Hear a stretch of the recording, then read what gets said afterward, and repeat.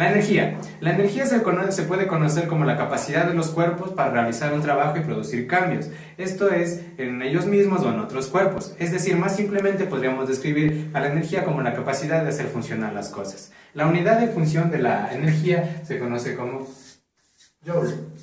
Se lo representa con la letra J. También les voy a decir sobre los tipos de energía. La energía se manifiesta de muchas formas de nuestra vida cotidiana y la primera de ellas se conoce como energía mecánica. La energía mecánica se relaciona con la posición y el movimiento de los cuerpos y que se divide en dos formas. La primera de ellas es conocida como energía cinética y la segunda como energía potencial. La primera de ellas es la energía cinética, la que se manifiesta cuando los cuerpos se mueven, es decir, es una energía asociada directamente con la velocidad del cuerpo. Esta se calcula con la siguiente fórmula. Energía cinética es igual a un medio de la masa en kilogramos o gramos por la velocidad al cuadrado en metros sobre segundo. La segunda es la energía potencial, que hace referencia a la posición que ocupa una masa en el espacio. Su fórmula es la siguiente. La energía potencial es igual a la masa multiplicada por la gravedad y por la altura en la que se encuentra nuestro objeto. La masa va a estar en kilogramos. La gravedad se calcula con la constante de la Tierra, la cual es la 9.81 metros sobre segundo al cuadrado. Y la altura pues en metros.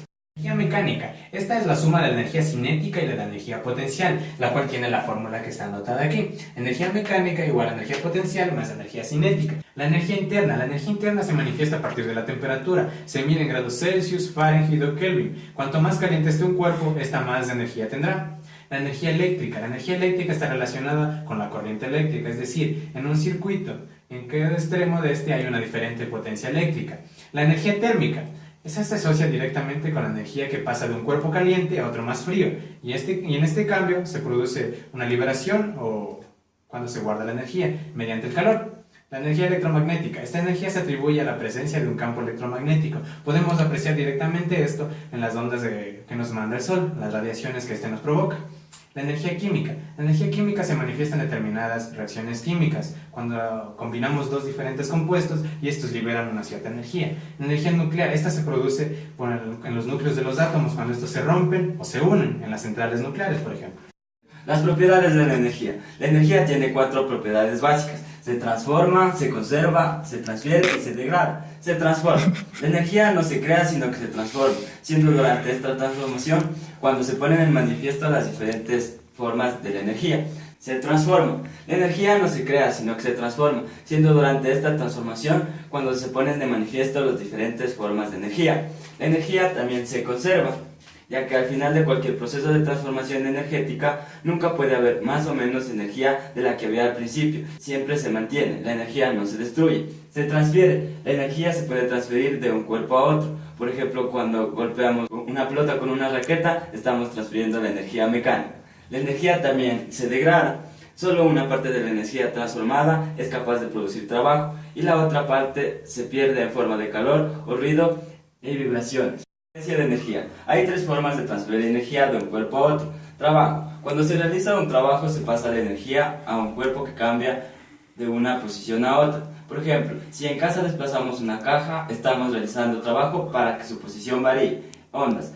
Las ondas de propagación de perturbaciones de ciertas características como el campo eléctrico, el magnetismo, la presión, y que se propagan a través del espacio de transmisión, transmitiendo energía. El calor es un tipo de energía que se manifiesta cuando se transfiere energía de un cuerpo caliente a otro cuerpo más frío. Sin embargo, no siempre viaja de la misma manera, existiendo 3 formas diferentes de transferencia energética: conducción, radiación y convección. La conducción es cuando se calienta un extremo de un material, sus partículas vibran y chocan en las partículas vecinas, transmitiéndoles parte de su energía. Otra es la radiación. El calor se propaga a través de las ondas de radiación infrarroja. La convección, que es propia de los fluidos en movimiento. Materia. Es todo aquello que ocupa un lugar en el espacio, que tiene masa y volumen. A la materia la podemos encontrar en la naturaleza en forma de sustancias puras y mezclas. Las sustancias puras son aquellas cuya naturaleza y composición no varían sea cual sea su estado, y se definen en 2 grandes grupos: elementos y compuestos. Los elementos son sustancias puras que no pueden descomponerse en otras. Son sustancias que están constituidas por 2 o más elementos, combinados en proporciones fijas. Los compuestos se pueden descomponer mediante procesos químicos en los elementos que lo constituyen. Por ejemplo, El agua está constituida por dos moléculas de hidrógeno y una de oxígeno, y estas se pueden descomponer mediante la acción de una corriente eléctrica, electrólisis. Las mezclas se encuentran formadas por dos o más sustancias puras. Sus composiciones es variable y se pueden distinguir en dos grandes grupos, en mezclas homogéneas y en mezclas heterogéneas. Mezclas homogéneas, también llamadas disoluciones, son mezclas en las que se pueden distinguir sus componentes a simple vista. Por ejemplo, una disolución de sal en agua, el aire o una aleación de oro y cobre. Mezclas heterogéneas, son mezclas en las que se puede distinguir los componentes a simple vista. Por ejemplo, el agua con aceite, el granito o la arena con agua. La materia posee propiedades que se pueden clasificarse en extensivas. Esto es dependiendo del tamaño y se conocen como masa y volumen y sus propiedades. Intensivas no dependen del tamaño y trata la densidad y es una propiedad cuantitativa.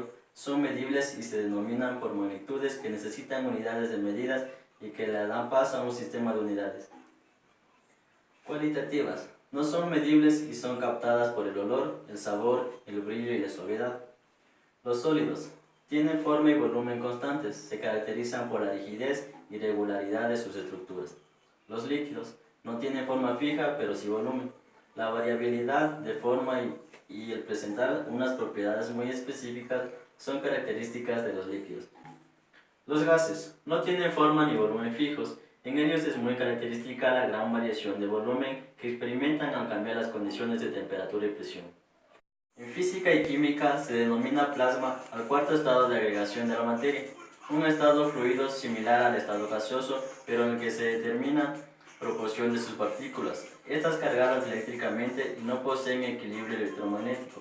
Por eso son buenos conductores eléctricos y sus partículas responden fuertemente a las interacciones electromagnéticas de largo alcance. El condensado de Bose-Einstein es el estado de agregación de la materia que se da en ciertos materiales a temperaturas cercanas al cero absoluto. Fusión es el paso de un sólido al estado líquido por medio del calor. Durante este proceso endotérmico hay un punto en que la temperatura permanece constante. El punto de fusión es la temperatura a la cual el sólido se funde, por lo que su valor es particular para cada sustancia. Dichas moléculas se moverán en una forma independiente transformándose en un líquido. Un ejemplo podría ser un hielo derritiéndose. Solidificación es el paso de un líquido a sólido por medio del enfriamiento.